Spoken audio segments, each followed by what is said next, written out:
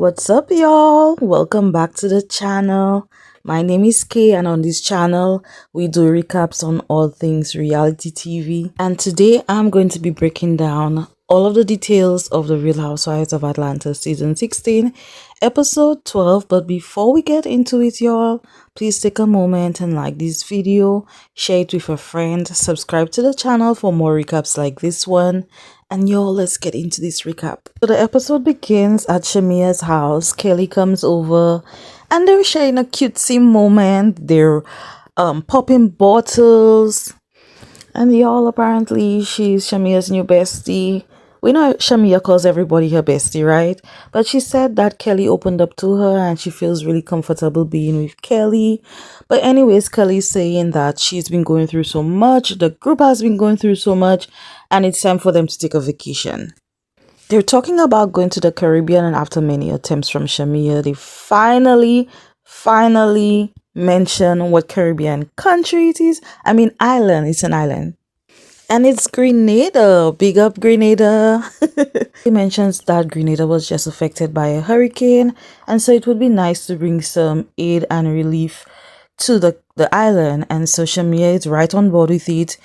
Kelli calls her contact, whose name is Randall. He works with the tourist board and they have a conversation of what the island needs. And I think that is such a great gesture. I mean, it's always nice when we can help people in need.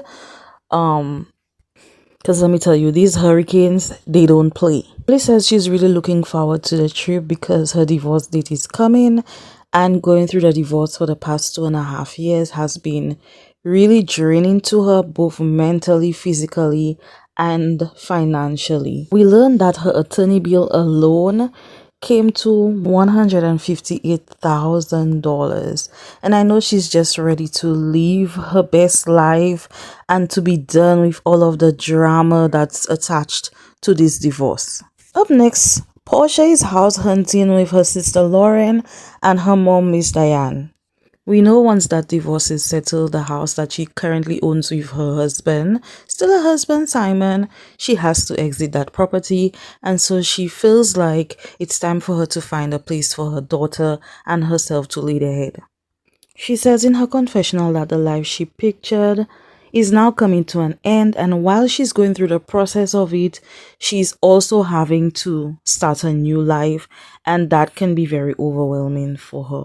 She also shares the difference between her first marriage and this current marriage, and how in her first one she was this sweet little wife doing everything her husband wanted her to do. She was being submissive and she left the relationship with nothing.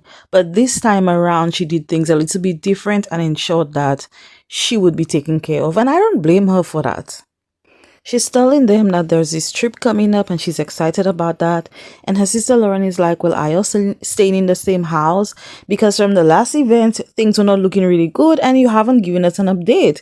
And so Porsha fills her sister and her mom in and she says, Shamea and I did have a conversation and we decided that our friendship is for us. We're not going to allow people to come in and to dictate or tell us what's going to happen between us.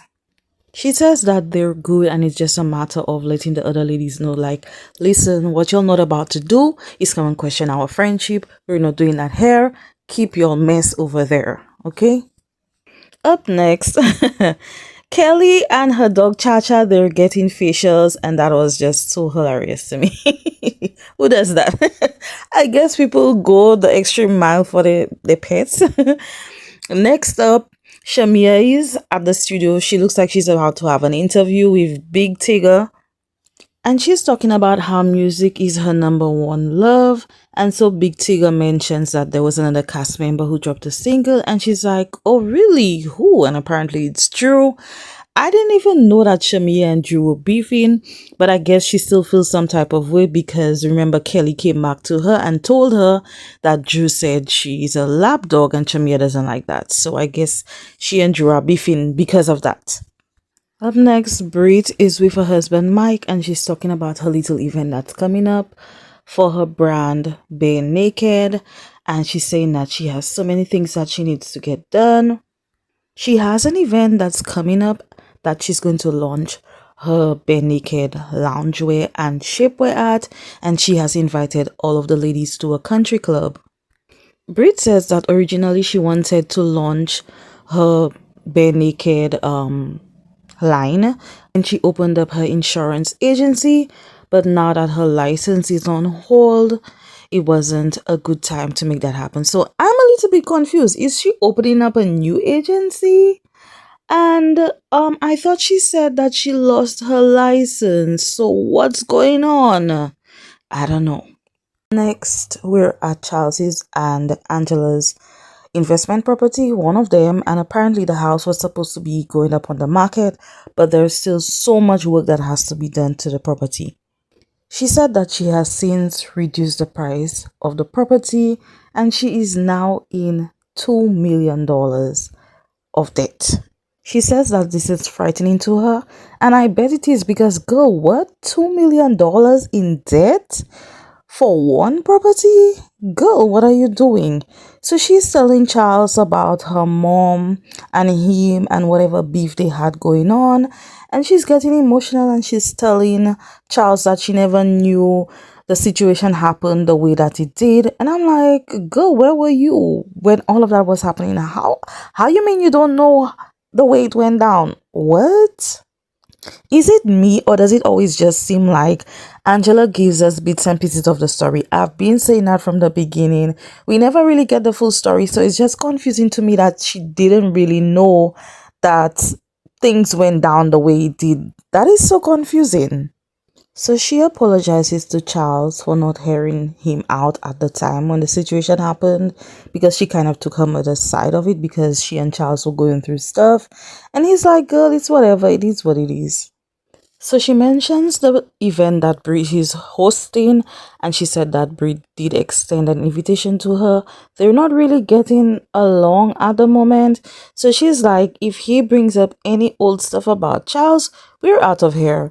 So Charles was like, you know what? How about you just tell her hello for the both of us? Charles is like, I don't want nothing to do with her. I'm not going to speak to her. And Angela's like, okay, so basically you're saying, don't talk to my husband. Okay, Charles. Charles is ready. So it's the day of Brit's event and she's walking in with her husband. There's still so much setting up that needs to be done. And I am just as confused as the producer who asked her, what does this have to do with bare naked shapewear? What is the comparison? Because girl, you're off by 1,000. This is not meshing. This is a failed attempt at an event. The one has nothing to do with the other. So it's the start time for the event and they're still setting up. What is going on? The ladies have started to arrive and the people are still trying to put up decor. What is this? So she's asking the ladies, what do you think of my event? And Shamea's like, well, I did want to know more about it. And Brit's like, well, I just wanted all of the ladies to get a little taste of Brit Edie's life. And I'm confused, like, girl, I thought you were launching your shapewear. Okay. The entire event looked like a hot mess. The ladies are dressed up, there's golfing. Like, what the actual hell is going on? Somebody tell me. Y'all, the Three Musketeers, they head over to the golf course and they're attempting to score a goal. Everybody's just confused. Porsha is coming in and she's like, hey girl, what's going on? Do you know what this event is about? Because she's sitting next to Brit's friend and her friend says, well, she's launching a line, isn't it? Baby, everybody was confused. Her friend is like, it's probably something to do with cosmetics because it's bare naked. That's what I'm thinking. So girl, not even your friend knows what this event is about. Just shut down the whole event. So all of the ladies have arrived. They're greeting each other. And so Porsha's like, so what are we doing next? And so Brit says that they're going to have brunch. So all of her guests are grabbing a seat. Come to find out, there's not enough food for everybody. Brit. Oh my God. So Brit gets up to give a little speech on what the event is actually about. And y'all, she gifted the ladies, only the ladies, her shapewear. And people were side-eyeing her like, why am I here? Even the presentation was given cheap. Like, it was literally a shapewear in a box. Oh my god. So Angela got a size extra large. She got a size extra large in her box. Oh my god. Alright, so Porsha asked her, well, girl, what was your inspiration for creating a shapewear line? And so she said a couple of years ago, she went and had, got a BBL, and the shapewear they gave her was so uncomfortable, it was ugly, and so she decided that she wanted something that was more for every day. And so when she launched her agency in 2020, she gifted all of her staff a trip to Miami for each of their birthdays so that they could get whatever plastic surgery they want done. Okay, then. No comments. So Brit goes a little bit closer to the ladies and she's like, so Charles and Angela, how are y'all enjoying the event? Charles is like, well, I'm having a good time. Angela says, well, she's just happy to be there. And so Angela's like, oh, by the way, Charles doesn't have a side baby. And everybody's like, girl, what? Then Brit says, oh, I am not one of Charles's whores. Charles is like, I don't mess with whores. And she's like, oh, that was a joke. Charles said, some things are not funny, okay? Don't be joking about things like that. I don't know you. You don't know me. It's not a joke. And Porsha's like, who said that? Charles is just sitting there like, why am I here? Why am I in it? Next thing you know, Drew and Brit are addressing whatever issue they have with each other. Kelli jumps in and she's like, when you address it, please tell the truth. Now, I don't know why everybody's jumping on Drew. Are we missing something? Did we not see something that Drew did or said? Drew's like, I always tell the truth. How about you get to know me? So Angela says, well, I had Drew and Kelli over and apparently it got heated. And so Shamea says, well, at that sit down y'all had, apparently I was a lapdog. I didn't know we had an issue. So what's going on, Drew? Drew said, well, you took information back to Porsha. You twisted my words. I was saying something positive and you turned it into something that wasn't positive just so you can stay in Porsha's good graces. Now, Drew, we know you were being shady. We see it. We know it. I know she also did her interview with Carlos King and she also said that she wasn't being shady. But Drew, you were being shady. Drew kind of doubled down on what she says, and in her confessional, she still calls Shamea a lapdog. She's like, it can be a poodle, schnauzer, whatever puppy you like. Then she's telling Shamea, oh, I didn't mean for it to hurt you, but I was hurt. Girl, you definitely meant to hurt her. I hate when people say things to offend you, to hurt you, to disrespect you, to diss you. However you want to put it and then say, oh, that was not my intention to hurt you. That was definitely your intention to hurt me. So Drew, stop. You meant everything that you said. She's trying to explain, oh, I didn't mean to hurt you. I was hurt and I said things that I didn't mean.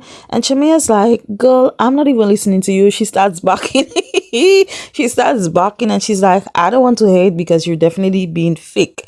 And I'm glad Shamea called her out on it because Drew was definitely lying. She was definitely trying to backtrack. She was definitely deflecting.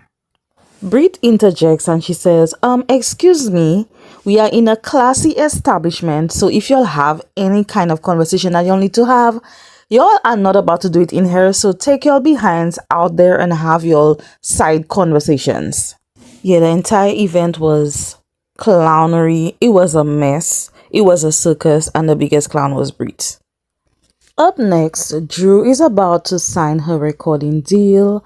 And she's saying that she's so happy, she's so excited. She has put so much blood, sweat, and tears into this actually happening. She's with her road manager and she asks if Dennis is coming. And he says, no, he's going to be on Zoom. So she FaceTimes Dennis because she said to her road manager that she just wants to clear things up. She's not with the drama, and if they're going to be working together, she doesn't want there to be any weird energy. So she just wants to confront Dennis about all of the mess that has been going on. So she's on FaceTime with Dennis, and she's like, so apparently you said that I wanted to sleep with you and I was trying to get free studio time. And so Dennis said, I don't know why you listen to that type of thing. And Drew says, I have had no desire to want you or to be with you. You're like my brother. Dennis says, well, I'm just trying to help you walk in your purpose because you have so much talent. Now we know when Porsha brought that up to Dennis, he did tell her that she misconstrued the text message. So I'm not sure why Porsha brought that back to Ralph or to just anybody, period.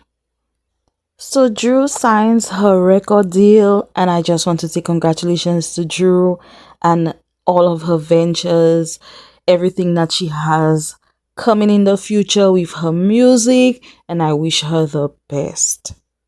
So we're coming to the end of the episode, and we see Porsha pulling up to a house, and we know that this is the moment that most viewers have been waiting for, the reunion of Freak and Frack.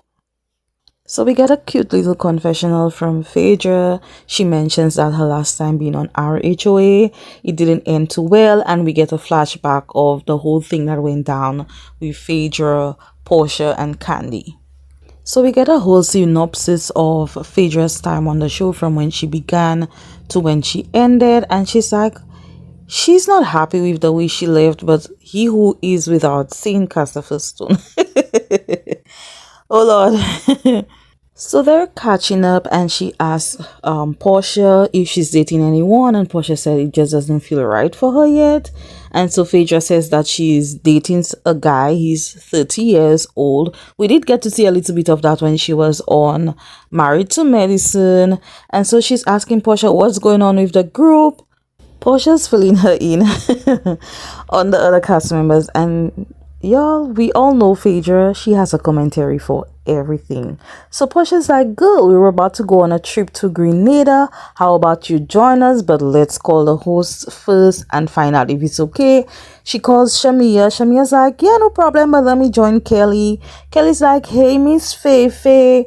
And they're cool with Phaedra coming on the trip. Phaedra says that she's excited to be on the trip, and y'all, she done renamed all of the ladies. It's a wrap for this episode of The Real Housewives of Atlanta Season 16, Episode 12. And y'all, I still have another recap coming on the Never Ever Met, so look out for this one. And go ahead and do all of the YouTube stuff, like this video, share it with a friend, subscribe, and share all of your thoughts with me, guys. I need to hear from you. Go ahead and subscribe also to the channel, and I'll see you all in the next one. Bye. Kay Unscripted, no teeth restricted.